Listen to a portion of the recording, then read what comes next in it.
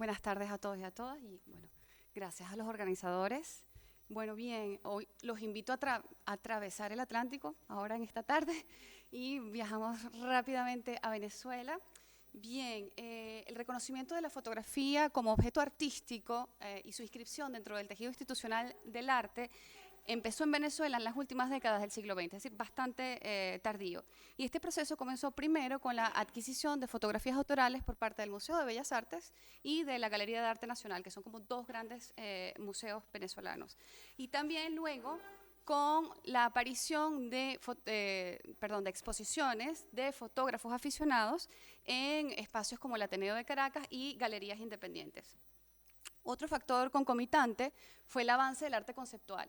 En realidad en Venezuela la fotografía entra a los museos gracias a los artistas conceptuales. Eso después se transformaría y los propios fotógrafos empiezan a ver en el museo su espacio natural de circulación, ¿sí? Luego, ya en los años 80, se crearon instancias públicas y privadas que consolidaron esta institucionalización de la fotografía y su consecuente circulación en los espacios del arte. Esa tendencia además se profundizó en los años 90. Y bueno, el cuento un poco que les vengo a echar aquí es ese itinerario, ¿sí?, de lo que se inicia en los años 70. Bien, pero tengo que ir un poquito más atrás, ¿sí? Los primeros pasos de cuándo entra la fotografía a los museos. Los primeros pasos en realidad son en los años 30 y 40 y, como les decía, fue gracias a los fotógrafos aficionados. Estas son imágenes de Alfredo Bulton, que debo decir que además es un crítico de arte fundamental, es así como el papa de la crítica de arte en Venezuela, y él era fotógrafo aficionado. Sí, y estas son las imágenes que él hacía durante los años 30 y 40, que antes de participar en los salones de aficionados, circulaban en publicaciones culturales como la revista Shell y la revista Farol.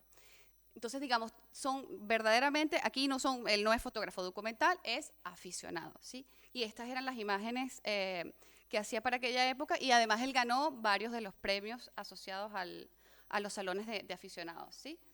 Es importante también decir que en el caso de Alfredo Bulton se le considera que es como el gran iconógrafo de la realidad criolla venezolana, porque además fue uno de los que en el siglo XX hizo un viaje al interior del país y bueno, haciendo un poco lo que vendría siendo ahora un fotógrafo antropológico. Luego, gracias, esto ocurrió en el Ateneo de Caracas, que era una organización mixta, es decir, fueron personas independientes que lo fundaron, y luego el Estado empezó a subvencionar ese espacio. Gracias a esto que ocurrió en los años 30 y 40, en los años 50, fíjense, pasaron 20 años todavía, el Museo de Bellas Artes, que era bastante clásico, hace dos exposiciones individuales para fotógrafos. En este caso, ven a la izquierda Ricardo Rasetti, que bueno, estaba más bien en la onda del costumbrismo, trabajó con Manuel Álvarez Bravo un buen tiempo en México, hacía foto fija en cine en México, y luego regresa a Venezuela y era, digamos, un fotógrafo institucional. Del otro lado, lo que ven ahí, esa montaña, es el Cerro del Ávila. El Cerro del Ávila es realmente el elemento paisajístico de identificación y de orgullo caraqueño por excelencia. Lo interesante de esta imagen es que en realidad es un diálogo con el pintor Manuel Cabré, que es del Círculo de Bellas Artes, y que se dedicó justamente a estudiar cómo se comportaba la luz en el Cerro El Ávila. Con estos tres fotógrafos, Alfredo Bulton, Rasetti, Carlos Herrera y yo, agregaría una mujer que es Fina Torres, de quien les hablaré más adelante, se dice, la historiografía dice que comienza verdaderamente la fotografía de autor en Venezuela. Entonces, bien, aquí ya estamos en los años 50. Luego, ¿cuándo empieza formalmente esa entrada de la fotografía desde el punto de vista de las colecciones y la exposición dentro de los museos, insisto? Empieza cuando el Museo de Bellas Artes, otra vez, adquiere 24 retratos del fotógrafo ítalo-venezolano Pablo Gasparini, que tal vez ustedes conocen por este trabajo canónico que se llamó Para verte mejor, América Latina, porque es como un fotógrafo documental de referencia latinoamericana como muy importante. Entonces, el Museo de Bellas Artes adquiere estos 24 retratos y luego siguió acrecentando su colección de fotografías, y de ahí entonces se fueron haciendo exposiciones. Eso fue en los años 60, en el 64 para ser más exacta. Y luego, ya va, no me quiero... me falta la Galería de Arte Nacional, perdón, pero no tengo esas imágenes, lo siento. La Galería de Arte Nacional, gracias al artista Alejandro Otero, él dona unas fotografías de esta señora Fina Gómez, de la que le hablé hace rato, y ahí empieza a coleccionar fotografías. Sin embargo, la política de adquisición del Museo de la Galería de Arte Nacional de manera formal no empezó sino hasta los años 90, cuando se crea el Gabinete de Estampa, Fotografía y Dibujo. Y es a partir de ahí que realmente hay una coherencia en cuanto a la adquisición de fotografías por parte de la Galería de Arte Nacional. Ahí se dice que empieza esa institucionalización de la fotografía en el caso venezolano. Bien, y ahora sí, saltamos de década, vamos ahora a los años 70. En este momento, sobre todo lo que fue el segundo lustro de los años 70, ya el Estado venezolano empieza a interesarse de manera formal y se crea la Coordinación de Cine y Fotografía del Consejo Nacional de la Cultura. Entonces, eso le daba como un cierto andamiaje institucional a la fotografía. Debo decir, un andamiaje endeble, porque en realidad en aquel momento son los años 70, para algunos países significó la crisis del petróleo, para el caso de Venezuela fue todo lo contrario. Entonces se invertía un montón de dinero en cultura, pero la fotografía no estaba para nada dentro de las prioridades. Y entre la fotografía y cine, ahí todavía la fotografía, desde el punto de vista institucional, no era la hermanita andrajosa del arte, sino la hermanita andrajosa del cine. ¿Sí? Se le daba todo el impulso al cine. Sin embargo, bueno, esa pequeña plataforma sirvió para motorizar distintos proyectos. Esto desde el punto de vista público. Ahora, quienes realmente hicieron el gran trabajo de institucionalización de la fotografía fue, en realidad, la iniciativa privada. Y es así como se crea el Consejo, por ejemplo, Venezolano de Fotografía, que lo crea una señora llamada María Teresa Bulton, que el apellido les suena, ¿verdad? Es sobrina de este señor Alfredo Bulton. Además, debo decir que con ella empieza la historiografía de la fotografía en Venezuela, que es terra ignota, realmente hay muy pocos trabajos. Se ha trabajado muy poco sobre fotografía en Venezuela. El siglo XIX es prácticamente inexistente desde el punto de vista de la investigación, quiero decir. Siglo XX, gracias a María Teresa Bulton y otros nombres, ha avanzado un poco, pero realmente son muy pocos los trabajos. Ella, junto con Paolo Gasparini, que lo mencioné, aquí se van a repetir nombres, porque realmente era como un círculo como muy pequeñito, ¿sí? Muy endógeno. Alexis Pérez Luna, que era fotógrafo documental, y Roberto Fontana, entonces crean este espacio. Al mismo tiempo también crean la fototeca, pero que en realidad era una librería, galería y como espacio de discusión, ¿no? Que la dirigía otra vez María Teresa Bulton y Paolo Gasparini. Hasta aquí ya se entiende que esos son como las dos grandes figuras que impulsan la fotografía en el contexto venezolano. Luego, a finales de los años 70, entra a Venezuela la fotografía internacional. Y eso gracias al recién creado Museo de Arte Contemporáneo de Caracas. ¿Sí? Ahí entonces se ve por primera vez pues, fotos de Diane Arbus, Robert Frank, Avedon, entre otros, Brassai, en fin. Entonces eso también fue importante porque, claro, abre un poco como la mirada hacia afuera, ya no tanto mirándose, automirándose, digamos, por ponerlo de alguna manera.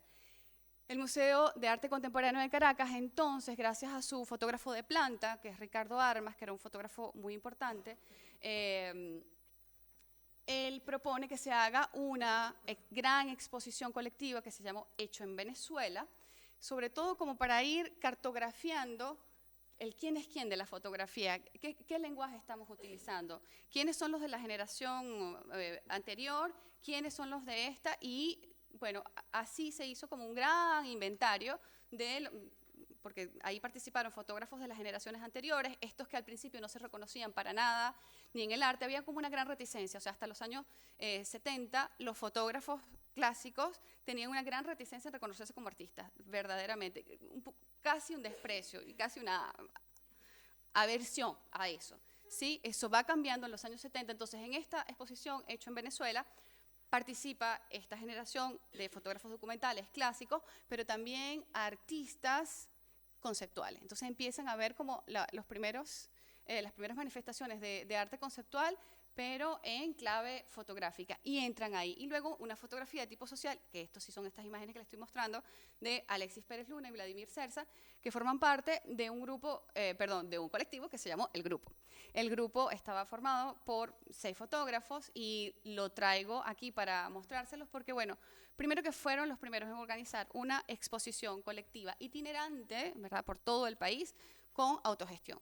¿Sí? Ellos mismos buscaron toda su manera de gestionar y es la primera vez que se hace una exposición de ese tamaño porque había bastantes copias de manera itinerante. Y luego, desde el punto de vista de la temática, el grupo retoma, esto forma parte de un trabajo que se llamó Letreros que se ven. Aquí ven que lo tomaron de la fotografía de Alexis Pérez Luna, que venía de una reflexión que estaban haciendo ellos en torno a la ciudad y una manera irónica de leer la ciudad y sobre todo de criticar la casi recién estrenada democracia. Eso entra en la línea de un movimiento ya empezado en los años 60 por el grupo de vanguardia El Techo de la Ballena. Entonces, esto lo que hace es prolongar un poco esa reflexión sobre la ciudad, haciendo eco con ¿qué? Con los letreros, con los grafitis. Era un poco la parte escritural. Cómo entra eso en diálogo, además con la idea de la ruina de la democracia que apenas comienza. Bueno, había toda una reflexión. Entonces, son fotógrafos de tipo social. Sigo esto con respecto. Ok. Los años 70, también, si el Museo de Arte Contemporáneo, lógicamente, era como el más abierto a la fotografía y a todo lo que tuviera que ver con las propuestas conceptuales, la Galería de Arte Nacional, que era, digamos que tenía unos criterios museográficos mucho más clásicos, también empieza a flexibilizarse un poco y entonces le da cabida, bueno, primero se hace la primera exposición sobre la historia de la fotografía en Venezuela, verdaderamente es una cosa histórica, trabajando con fondos de la Biblioteca Nacional, que debo decir, por cierto, que la Biblioteca Nacional ya para los años 80 en realidad era la institución que lógicamente tenía la colección más grande de fotografías de todo el país, de más de 1 millón de imágenes, y que además en el año 85, gracias, en el año 85 adquieren una de las colecciones más completas del siglo XIX latinoamericano. Bien, no me detengo. Fotografía anónima de Venezuela es importante porque es un hito de la fotografía conceptual y de la fotografía vernácula, porque lo que hizo este artista, Claudio Perna, que es artista conceptual, es que se encontró en la calle unas imágenes, una caja con unos negativos de un fotoestudio en una zona popular de Caracas. Él las seleccionó, las copió y luego propuso eso al museo, salvo que para los espectadores no quedaba muy claro cuál es la función de Perna. Si él es el autor de esa fotografía, es que él es el curador. De hecho, después lo pone en su currículum como si fuera una exposición individual. Sí, es un poco jugar con todo esto y sobre todo cuestionar esta idea de la legitimación de lo que es arte o no por parte del discurso, del museo. Esa es un poco la idea. Sigo. Ok, bien. En los años 80, gracias a la creación de premios nacionales de fotografía, del premio Luis Felipe Toro, entre otros salones, es que empieza realmente a institucionalizarse la práctica fotográfica y además los premios fue una manera para los museos de adquirir obra.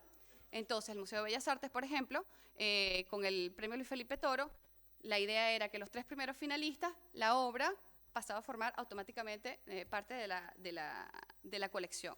¿Sí? Lo mismo hizo haciendo el Museo de Arte Contemporáneo, lo mismo hacía la Biblioteca Nacional, que aunque tenía un gran fondo, seguía adquiriendo, pero ellos, en el caso de ellos, sobre todo fotografía documental. Ok, luego en los 80 hay 2 grandes exposiciones súper importantes en el Ateneo de Caracas. La primera es El Riesgo. Lo interesante de esto es que es una exposición propuesta por fotógrafos, pensada por fotógrafos para fotógrafos, y ahí se hace como un segundo mapeo de qué es lo que están haciendo los fotógrafos en este momento. Empiezan como las primeras experimentaciones, vemos a Luis Brito que empieza a trabajar con la idea de dípticos, Edgar Moreno que empiezan a intervenir las copias, a jugar un poco con los revelados, aquí él utiliza la técnica del virado. Luego está el proceso que se dio en el mismo lugar, en los espacios cálidos del Ateneo de Caracas, y esta exposición fue muy importante. Lo que ven aquí son las imágenes del propio, uno de los participantes en esta colectiva, el registro que hizo de la sala, y ellos dejaron las paredes para que los visitantes escribieran lo que quisieran, y algunos de los fotógrafos dejaron inclusive copias para que la gente las interviniera. ¿Sí? Entonces, en aquel momento, en ese contexto, se consideraba, se consideró, mejor dicho, como que algo súper rompedor y bastante polémico. Además, por el tipo de fotografías, lo que ven aquí a la derecha son fotos de Nelson Garrido y las que están a la izquierda son de Antolín Sánchez, el propietario de estas fotografías. Muy bien. Luego, de manera paralela, como les decía, el arte conceptual fue realmente el que le abrió la puerta entera a la fotografía de los museos, porque como ya empezaba, sobre todo la Sala Mendoza, que es un espacio de arte contemporáneo muy importante, más el Museo de Bellas Artes, más la Galería de Arte Nacional, ya se estaban abriendo toda esta idea del arte conceptual, y la mayoría de ellos en aquel momento trabajaban con fotografía, ¿sí? Con la idea de secuencia, como es el caso de Pedro Terán. Jenny y Nan también trabajaron un montón con Polaroid. Aquí decidí mostrarles un trabajo que fue el último que ellas hicieron estando como dúo juntas, y luego Luis Villamizar, que fue el primero en hacer una exposición individual de fotografía en los años 70 en uno de estos grandes museos. Voy lo más rápido que pueda. Bien, la fotografía en los años 80 comenzó a ser pero tan importante que ya los salones de arte contaban siempre con secciones de fotografía. Eso no pasaba en los años 70, lógicamente. A partir de los años 80 es la regla. O sea, hay que tener un salón específico de fotografía incluido en todo esto. Bueno, aquí es solamente como para que vean cómo cambia un poco el lenguaje, se aleja de la fotografía social, lógicamente, empieza a ser como mucho más intimista, lo corporal también empieza a tener mucha importancia. Y luego ya en los años 90, y con esto voy terminando, la manera que tuvo el establishment, digamos, del arte para refrendar la fotografía en Venezuela fue darle el Premio Nacional de Artes Plásticas a un fotógrafo. Eso pasó en ese momento y, por cierto, más nunca volvió a pasar, ¿ah? Sí, que es este fotógrafo que ustedes ven aquí crucificado. En ese momento esa era la manera de certificar que ahora sí la fotografía, porque ese era un discurso, un debate, ahora no es debate, pero en aquel momento sí, no es una hermana andrajosa del arte, sino que, bueno, que tiene su lugar, además, bien merecido. También, o sea, fue tan importante como la fotografía en los circuitos del arte en Venezuela, que Caracas aloja el Encuentro Latinoamericano de Fotografía, que no sé si recuerdan, el primero fue en el año 78 en México, luego en el 81 otra edición en México, luego en el 84 en Cuba, y luego en los 90, en el año 93 en Venezuela. Y fue bien importante porque permitió hacer como todo el balance de los fotógrafos latinoamericanos, decirse, pero cómo hemos cambiado, ¿no? Porque claro, se aleja completamente del paradigma documental, el criterio curatorial fue más o menos lo que se manejó en Fotofest en el año 92, entonces estaba como los fotógrafos latinoamericanos estaban metabolizando también toda esta idea del impacto posmodernizante, en fin, entonces, y para el caso venezolano fue muy importante porque permitió mostrar fotografía latinoamericana, porque se conocía muchísimo la fotografía europea, la fotografía estadounidense, pero no se conocía nada de la fotografía latinoamericana. Muchísimas gracias.